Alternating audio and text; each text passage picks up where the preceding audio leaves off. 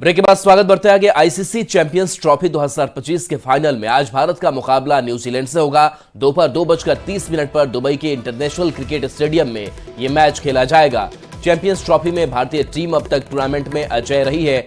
भारत ने बांग्लादेश, पाकिस्तान और न्यूजीलैंड को हराया और सेमीफाइनल में ऑस्ट्रेलिया को 4 विकेट से मात देकर फाइनल में जगह बनाई है। आंकड़ों की अगर बात करें तो फाइनल में भारतीय टीम का पलड़ा भारी है। भारत ने अब तक न्यूजीलैंड के खिलाफ 119 मैच खेले हैं, जिसमें भारत ने 61 तो न्यूजीलैंड ने 50 मैच जीते हैं। इन दोनों टीमों के बीच 7 मैच बेनतीजा रहे और एक मैच टाई हुआ है। तो देखिए, चैंपियंस ट्रॉफी में आज बड़ी भिड़ंत भारत न्यूजीलैंड की ये भिड़ंत होगी और इस पर दुनिया की निगाहें टिकी हुई है। दुबई में ये फाइनल मैच खेला जाएगा और फाइनल मैच है तो जाहिर सी बात है कि दिलचस्पी लोगों की काफ़ी ज़्यादा है। भारतवासी भी उम्मीद लगाए बैठे हैं कि इस बार यह ट्रॉफी भारत के नाम होगी।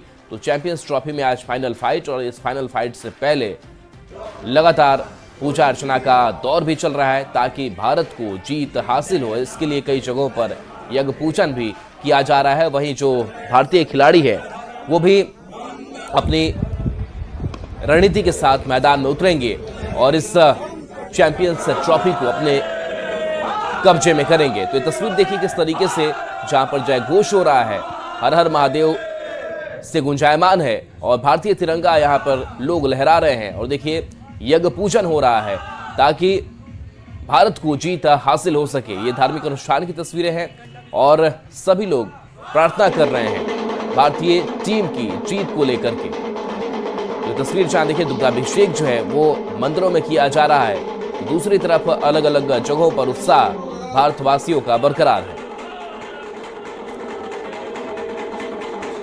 और कटिहार में नन्हे रोजेदार आईसीसी टूर्नामेंट में भारत की जीत के लिए दुआ कर रहे हैं। आज फाइनल में भारत न्यूजीलैंड का सामना होना है और ऐसे में क्रिकेट खेलने वाले और क्रिकेट देखने वाले नन्हे रोजेदार देश की जीत के लिए दुआ कर रहे हैं।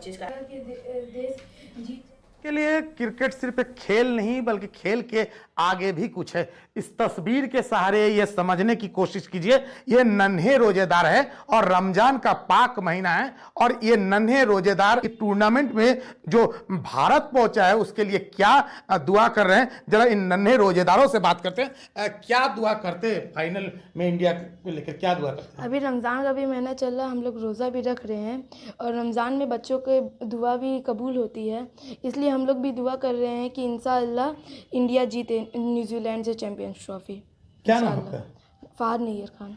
किस प्लेयर से ज्यादा उम्मीद है? आप लोग खुद क्रिकेट खेलते हैं, किस प्लेयर से ज्यादा उम्मीद है? मेरे को रोहित शर्मा से ज़्यादा उम्मीद है कि वो चलेंगे। और रोहित शर्मा पहले के कई मैचों में चल नहीं पाए, इस बार क्या उम्मीद? ये रोहित शर्मा भी चले नहीं है, वही फाइनल में वही रन चाहिए इंडिया को जीत के लिए, तो वही रोहित शर्मा मेरे को लगता है कि चल सकते हैं। क्या उम्मीद है, कौन जीतेगा? क्या दुआ करते हैं आप लोग? हम लोग यही दुआ करते हैं कि इंडिया जीत जाए इंशाल्लाह। हम लोग अभी तक रोज़ा भी रख रहे हैं और इंडिया से यही अल्लाह से दुआ मांग रहे हैं कि इंडिया जीत जाए न्यूजीलैंड से। जो परफॉर्मेंस है उसको देख के कोई डर है कि इंडिया नहीं? वैसे इंडिया तीनों मैच अभी तक लगातार जीता है, सेमीफाइनल भी काफ़ी अच्छे तरीके से जीता है, तो कोई डर तो नहीं है, तो इंडिया ही जीतेगा। क्या नाम इंशाल्लाह। मैं सहल तनवीर खान। क्या उम्मीद है देश के लिए, क्या दुआ करते हैं? यही दुआ करते हैं कि इंडिया ट्रॉफी जीते इस बार। क्या नाम है? अनाया।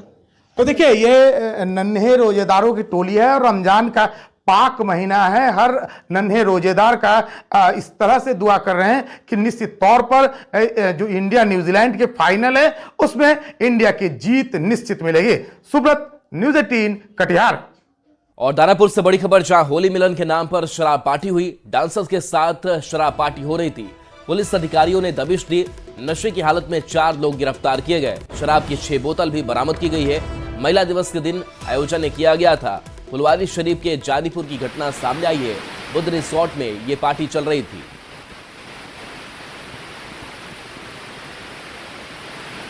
देखिए, होली का मौका है और ऐसे मौके में ये होली मिलन समारोह के नाम पर शराब पार्टियां कई जगहों पर हो रही है। डांसर्स बुलाई जा रही हैं और वहां पर शराब की 6 बोतल बरामद की जाती है। बुद्धा रिसोर्ट की तस्वीर है जहां पर इस पार्टी को रखा गया था और पुलिस ने दबिश दी और वहां से लोगों को शराब के नशे की हालत में पकड़ा गया है। और बड़ी खबर बाट से है, जहां पुलिस और उत्पाद विभाग की टीम ने शराब माफिया के खिलाफ बड़ी कार्रवाई की है। हथीदह में पुलिस ने देर रात कार्रवाई करते हुए देसी शराब की कई भट्टियों को ध्वस्त कर दिया, जबकि सैकड़ों लीटर देसी शराब और कच्चा माल को नष्ट कर दिया गया। पुलिस ने इस दौरान भारी मात्रा में शराब बनाने का सामान और बर्तन भी बरामद किया है। पुलिस को खबर मिली थी कि औटा के संगत गंगा घाट के सामने दियारा में बड़े पैमाने पर देसी शराब का निर्माण किया जा रहा है। हालांकि पुलिस की इस कार्रवाई के दौरान अंधेरे का लाभ उठाकर शराब धंधेबाज वहां से फरार हो गए। मिली कि औटा गंगा किनारे जो है कुछ लोग जो है शराब कारोबारी शराब का निर्माण कर रहे हैं, देसी शराब का। उसी सूचना के सत्यापन और कार्रवाई में हम लोग रात में छापेमारी किए। यहाँ पर बनाते हुए ही, लेकिन वो और लोग तो भाग गया। एक व्यक्ति जो है बनाते हुए पकड़ा गया। भागे हुए लोगों का भी पता किया जा रहा है कि कौन कौन लोग इसमें शामिल थे। बड़ी खबर मोतिहारी से है, जहां पुलिस ने शराब माफिया के खिलाफ कार्रवाई की है। अरेराज, गोविंदगंज और पकड़ी दयाल में पुलिस की कार्रवाई में 2500 लीटर देसी शराब जब्त की गई है। साथ ही पुलिस ने शराब की 4 भट्टियों को ध्वस्त कर दिया है। होली को देखते हुए पुलिस लगातार शराब माफिया और शराब के तस्करों के खिलाफ कार्रवाई कर रही है। तो तस्वीर आपको दिखा रहे हैं, जहां पर देखिए शराब भट्टियों को ध्वस्त किया गया है, शराब बनाने के सामान को भी जब्त किया गया है, उसे नष्ट किया गया है। और लगातार मोतिहारी से ऐसी तस्वीर सामने आ रही है, जहां पर खासकर के होली को देखते हुए ये विशेष छापेमारी की जा रही है। पटना में शराब माफिया ने एक बार फिर पुलिस को चुनौती दी है। आपको बता दें कि पालीगंज के राघोपुर मुसहरी में पुलिस की टीम पर शराब माफिया ने हमला कर दिया है। शुक्रवार को ही शराब माफिया की गाड़ी ने बारातियों को भी रौंद दिया था। पुलिस पर शराब माफिया का हमला, दरोगा सहित कई जवान घायल, जान बचाकर भागे पुलिस वाले। पुलिस जीप के टूटे हुए शीशे खुद ब खुद सारी कहानी कह रहे हैं। तस्वीरें पटना के पालीगंज की हैं। राघोपुर मुसहरी में पुलिस की टीम शराब तस्करों के खिलाफ छापेमारी करने गई थी, लेकिन शराब माफिया ने ही पुलिस की टीम पर हमला कर दिया, जिसमें 2 दरोगा सहित पुलिस के कई जवान घायल हो गए। शराब माफिया को भारी पड़ते देख पुलिस ने किसी तरीके से भाग करके अपनी जान बचाई। गुजरे क्षेत्र में इसके लिए लगातार हम 7-8 दिन से जो है रेड छापामारी करवा रहे थे अवैध शराब के विरुद्ध। उसी के दौरान आज मेरा टीम 7 बजे के आसपास राघोपुर गांव मुसहरी के लिए, क्योंकि वहां से लगातार सूचना मिल रही थी कि यहाँ भी अवैध शराब की चुलाई होती है। शराब माफिया ने पुलिस पर हमला किया, पुलिस की गाड़ियां तोड़ी, यहां तक कि कार्रवाई के दौरान जब्त शराब भी छुड़ा ले गए। बाद में पुलिस ने एक संदिग्ध को हिरासत में लिया, लेकिन महज एक दिन पहले यानी शुक्रवार को शराब माफिया ने कार से कई लोगों को रौंद दिया था। पुलिस जब शराब से लदी कार का पीछा कर रही थी, तभी कार माफिया ने भागने के दौरान बारातियों को कुचल दिया था। यानी एक दिन पहले लोगों को रौंदा और अगले ही दिन पुलिस पर हमला। बिहार में पुलिस पर लगातार हो रहे हमले के बीच डीजीपी विनय कुमार ने बड़ा बयान दिया है। उन्होंने कहा है कि इस तरह की घटना को लेकर लगातार कार्रवाई हो रही है। साथ ही उन्होंने कहा कि संभावित जगहों पर पुलिस अतिरिक्त बल के साथ जाए और निर्देश दिया गया है कि जब कभी आप जाएं तो जिस प्रोपोर्शन की समस्या है, उसके अनुपात में आप अपने बल की संख्या में वृद्धि करके जाएं। बार बार पिटती पुलिस के सवाल पर डीजीपी ने कार्रवाई की बात कही। पुलिस कर्मियों को अतिरिक्त बल के साथ जाने की नसीहत भी दी, लेकिन सवाल है कि आखिर बार बार क्यों पिट जाती है बिहार पुलिस। बिहार पुलिस का इकबाल खत्म हो चुका है। शराब माफिया को क्या पुलिस से डर नहीं है? न्यूज़ 18 के लिए पटना से संजय कुमार और अमरजीत के साथ ब्यूरो रिपोर्ट। और अरवल से बड़ी खबर, जहां दारोगा की बंधक बनाकर पिटाई की गई है। लड़की को बरामद करने दारोगा गए हुए थे। दारोगा ब्रह्मदेव दास को कमरे में बंद किया गया और परिवार वालों ने पीटा। बता दें कि मसौढ़ी थाने में पति पर पत्नी के अपहरण का केस दर्ज किया गया था। इसी को लेकर दारोगा महिला का रेस्क्यू करने गए थे। फिलहाल सदर अस्पताल में दारोगा का इलाज जारी है। रामपुर चौरम थाने में पदस्थापित दारोगा ब्रह्मदेव दास है।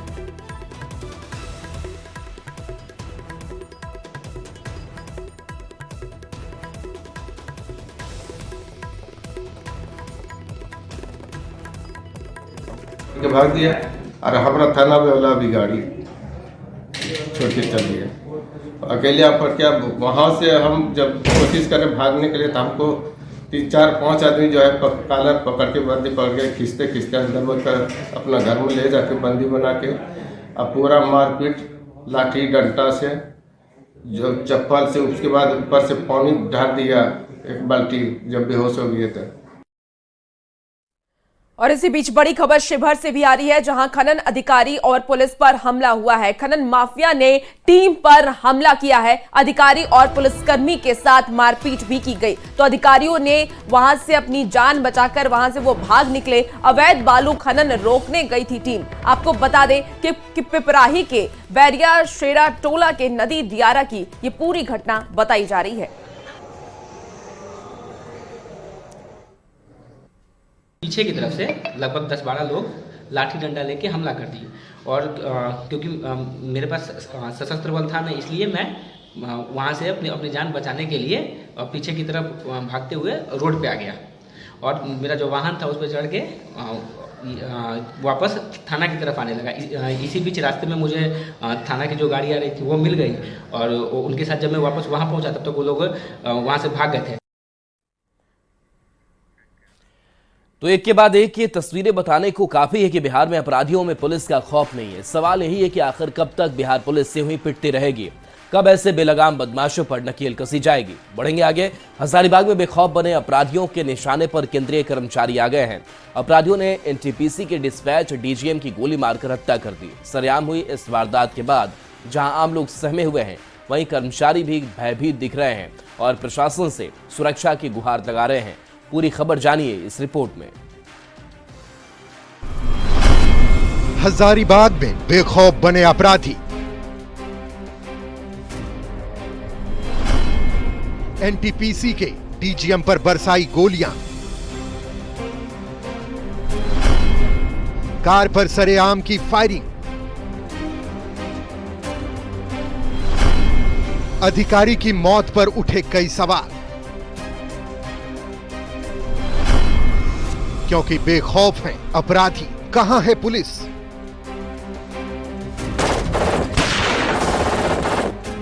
हजारीबाग में अस्पताल के बाहर खड़ी कार, उस पर गोलियों के निशान। अंदर और बाहर खड़ी भीड़ ये बताने के लिए काफी है कि कुछ बड़ी घटना हुई है। अपराधियों ने दुस्साहस का परिचय देते हुए एनटीपीसी के डीजीएम डिस्पैच कुमार गौरव पर सरेआम फायरिंग की। अपराधियों ने डीजीएम पर 3 राउंड गोली चलाई। घायल अधिकारी को इलाज के लिए अस्पताल लाया गया, लेकिन जान नहीं बचाई जा सकी। इस घटना के बाद एनटीपीसी के केराडारी परियोजना के कर्मचारियों में भय का माहौल है। हमारे जो प्रबंधन है यहाँ से लेकर दिल्ली तक, उनके परिवार की भरण पोषण और सरकारी नौकरी की व्यवस्था प्रबंधन को करना होगा। उनके बच्चे को पढ़ने लिखने की पूरा व्यवस्था एनटीपीसी को करना होगा। अगर ये ऐसा नहीं होता है तो फिर हमारे जो एनटीपीसी कोल माइनिंग के अलावा अदर कोल माइनिंग के लोग भी इस पर जुझारू आंदोलन करने के लिए उतारू हो जाएंगे। एनटीपीसी अधिकारी को पहली बार निशाना बनाया गया है। इस घटना ने कर्मचारियों से लेकर अधिकारियों में दहशत का माहौल पैदा कर दिया है और परियोजना प्रमुख की माने तो इस घटना ने काफी कुछ सोचने पर मजबूर कर दिया है। किसी एम्प्लॉय को क्या लेना देना इन सब चीजों, कुछ भी नहीं। एब्सोल्युटली, मतलब ये सिर्फ और सिर्फ एट रैंडम एक दहशत फैलाने का ये है। और इसके लिए तो अब हम लोग इस पर देखेंगे क्या हो सकता है, क्या बातचीत करेंगे। अधिकारी जो है सुरक्षा की गुहार लगा रहे, तो वहीं पर जो है इस घटना को लेकर हजारीबाग के एसपी भी यहाँ पर पहुंचे। इसके अलावा जो है घटना स्थल पर भी पहुंचकर जो है हर एक पहलू पर छानबीन की जा रही है और इसको लेकर जो है एसपी ने भी कहा है कि जल्द ही जो है इसकी जांच होगी और उसके बाद जो अपराधी है वो पुलिस के गिरफ्त में होंगे। सुशांत सोनी, न्यूज 18, हजारीबाग। पटना के ब्योर थाना क्षेत्र में दिन दहाड़े युवक की गोली मारकर हत्या कर दी गई। मृतक का नाम ऋषु कुमार है। ऋषु को घर से फोन कर बुलाया गया, फिर उससे गोली मार दी गई। इस घटना से इलाके में सनसनी फैल गई है। परिजनों में कोहराम मचा हुआ है। मृतक ऋषु के पिता के मुताबिक मृतक ऋषु कुमार का दशरथा के ही एक शिवम टेलर नामक युवक के साथ पैसे के लेन देन का ये पूरा मामला था और इसको लेकर के विवाद चल रहा था। आरोप है कि शनिवार दोपहर उसके दोस्तों ने फोन कर ऋषु को घर से बुलाया और फिर उसे गोली मार दी। पुलिस पूरे मामले की जांच में जुटी हुई है। तेल टैंकर साहब हम उसके माध्यम में चल गए थे अपना ड्यूटी कर सिलसिले उसमें एक बार फोन आया कि ऐसा घटना हो गया। हम आए तो देखे कि बांस के ताल में नीचे वो मुर्गी फार्म है उसमें लड़का के मर्डर हुआ। क्या मैंने गोली मारा? जी गोली लगा। कहाँ लगा? गोली ब्रेन में मारी।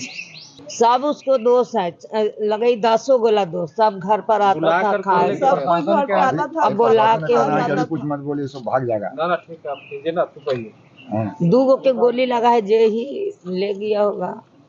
अब केकर बुलाया तो हम नहीं घर। हाँ, घर में भी फोन आया था और बाहर घर से कुछ दूर के बाहर खड़ा था वो, मतलब फोन आया था, फिर वो उसको लेके गया। कुछ देर बाद कुछ दूर पे वो मतलब खड़ा था इंसान, उसके साथ मतलब हम लोग पीछे जाके मम्मी सब नहीं देखी कि हाँ कौन था नहीं था। अब वो 2 के उठा के ले चल गया। हमारे बेटा फोन आया है उसका, जो उसके फोन में नंबर उसका होगा। उम्र लगभग 22 वर्ष को उसके दोस्तों ने बुलाकर एक पुराने मुर्गी फार्म पर ले गया और वहीं पर आपसी विवाद में उसको गोली मार दी।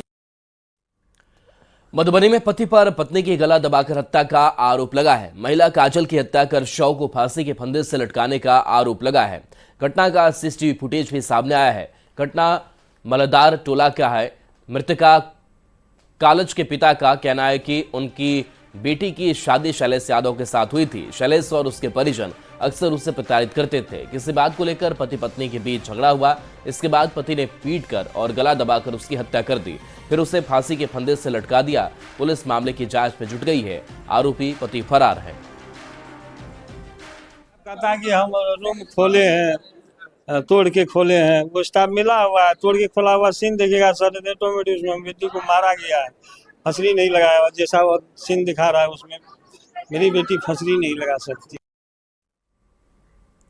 और आरा में पुलिस की वर्दी पहनकर शराब की तस्करी कर रहे फर्जी दरोगा को उत्पाद विभाग की टीम ने गिरफ्तार कर लिया है। बिहार पुलिस के दरोगा के वर्दी पहनकर ये फर्जी दरोगा शराब की तस्करी कर रहा था ताकि किसी को शक ना हो, लेकिन वो उत्पाद विभाग के अधिकारियों की नजरों से बच नहीं सका। हालांकि फर्जी दरोगा ने उत्पाद विभाग के अधिकारियों पर धौंस जमाने की कोशिश भी की, लेकिन उसकी चालाकी काम नहीं आ सकी और पुलिस ने उसको गिरफ्तार कर लिया। गिरफ्तार शराब तस्कर रवि किशन छपरा का रहने वाला बताया जा रहा है और उसने 1 महीने पहले बिहार पुलिस के दरोगा की वर्दी सिलवाई थी ताकि किसी को शक ना हो। उत्पाद विभाग की कार्रवाई में 883 लीटर विदेशी शराब बरामद किया गया है।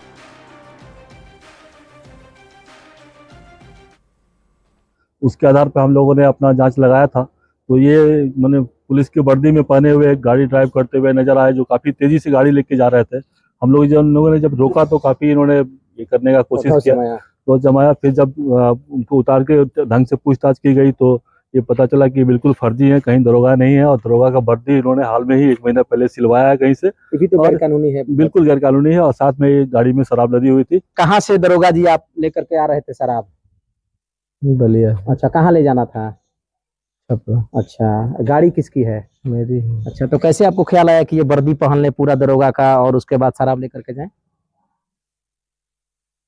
कुछ ना। आपने वर्दी कहाँ से लिया? पुलिस की वर्दी आपने कहाँ से लिया? कहाँ से खरीदी थी आपने वर्दी? सिलवाया था। अच्छा, कितना दिन पहले?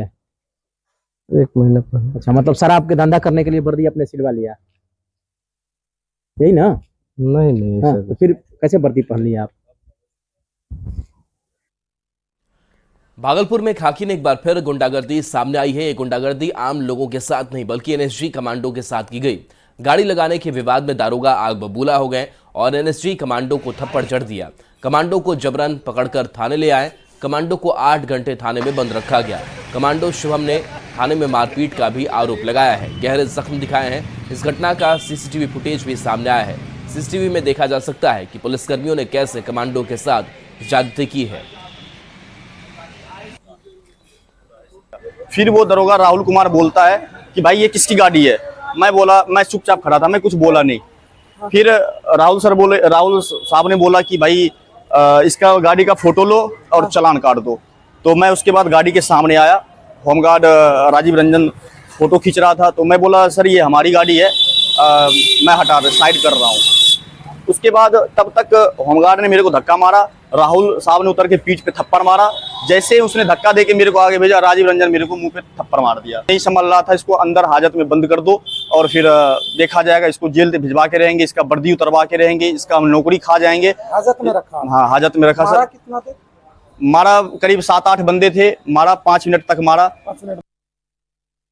बड़ी खबर पटना से आ रही है, जहां पुल निर्माण कंपनी एसपी सिंगला के कई ठिकानों पर एक साथ दबिश दी गई है। पटना जीएसटी इंटेलिजेंस की टीम ने यह दबिश दी है। आपको बता दें कि शनिवार को पटना के बोरिंग रोड के साथ ही बाढ़ में कंपनी के ठिकानों पर कई घंटे तक छापेमारी की गई, जिसमें कंपनी के स्टोर और दरवाजों को खंगाला गया। बताया यह भी जा रहा है कि टैक्स चोरी के मामले में यह कार्रवाई की गई है। हालांकि कंपनी के स्टाफ का यह कहना है कि ये एक रूटीन कार्रवाई थी, लेकिन आधिकारिक रूप से कंपनी की ओर से इस कार्रवाई को लेकर के कोई जवाब नहीं आया है। आपको बता दें कि एसपी सिंगला कंपनी बिहार में कई पुल बना चुकी है और इस कंपनी के निर्माण कार्य में कई बार धांधली की शिकायत भी मिली थी और पुल धाराशाही भी हुए थे। अब भी ये कंपनी मोकामा के 6 लेन ब्रिज का निर्माण कर रही है और राजेंद्र सेतु के मरम्मत का भी काम इसी कंपनी को दिया गया है।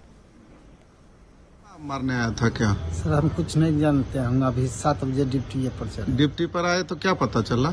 हमरा तो अभी कुछ नहीं पता चला, यही सुने कि ये कुछ आदमी आके छापा पड़ा था। अच्छा, आप यहाँ कौन ड्यूटी करते हैं? गार्ड का? नहीं, office boy. Office boy.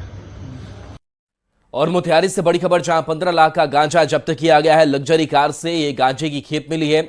Nepal से खेप लाई जा रही थी। कार से 70 किलो गांजा जब्त किया गया है। हरपुर थाना क्षेत्र में यह कार्रवाई की गई है। नेपाल के परसा का रहने वाला तस्कर बताया जा रहा है। तो 15 लाख का गांजा जब्त किया गया है। मोतिहारी से बड़ी खबर, लग्जरी कार से ये गांजे की खेप मिली है। नेपाल से ये खेप लाई जा रही थी। नेपाल के परसा का रहने वाला तस्कर ये बताया जा रहा है, जो पुलिस के शिकंजे में है। तो कार से 70 किलो गांजे की जब्ती।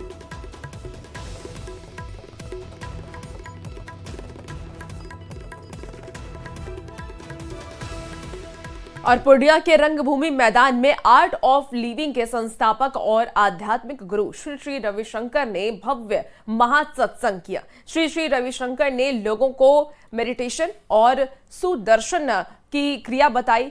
साथ ही उन्होंने ये कहा कि लोगों को रोजगार दिलाने के लिए उनकी संस्था काम कर रही है। उन्होंने नदी संरक्षण, इसके साथ ही जैविक खेती और आयुर्वेद को बढ़ावा देने की भी बात कही। उन्होंने ये भी कहा कि आर्ट ऑफ लिविंग को अपनाकर लोग अपने स्वास्थ्य और जीवन स्तर में सुधार ला सकते हैं। इस दौरान भजन कीर्तन और भक्ति संगीत कार्यक्रम का भी आयोजन किया गया। श्री श्री रविशंकर को सुनने के लिए करीब 25,000 से ज्यादा लोग वहां पर मौजूद थे।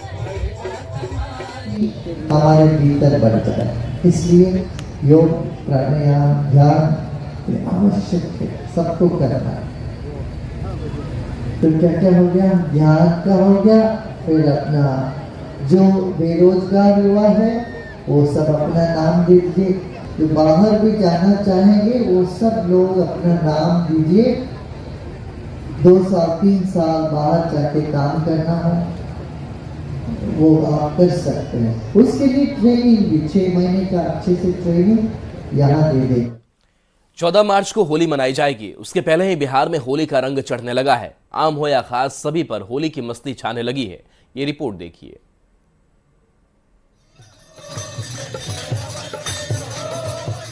ये तस्वीर होली मिलन समारोह की है। पटना में बीजेपी सांसद रविशंकर प्रसाद की तरफ से आयोजित होली मिलन समारोह में जब सीएम नीतीश पहुंचे तो समारोह का रंग और बढ़ गया।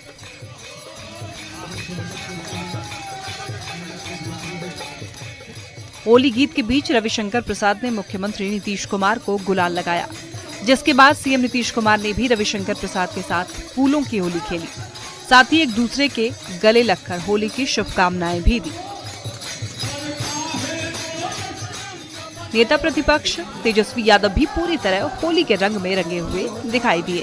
तेजस्वी यादव ने अपने पिता लालू प्रसाद की होली परंपरा को आगे बढ़ाते हुए मंच पर रंग जमाया होली मिलन समारोह के दौरान तेजस्वी ने पिता लालू प्रसाद के अंदाज में होली गीत गाए, जिससे वहां पर मौजूद लोग झूम उठे।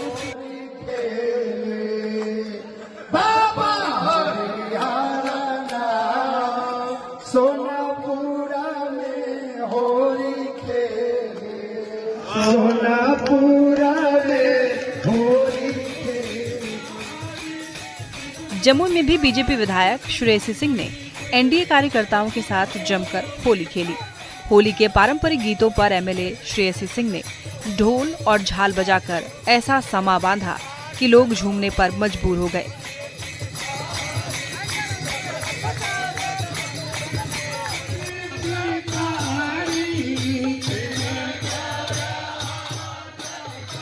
होली गीत के बाद श्रेयसी सिंह ने लोगों को अबीर गुलाल लगाकर होली की शुभकामनाएं भी दी। होली के पहले ही आम हो या खास, सभी होली के उमंग और उल्लास में डूब गए हैं। होली में और फिलहाल इस बुलेटिन में इतना ही। बने रहिए न्यूज़ 18 बिहार झारखंड के साथ।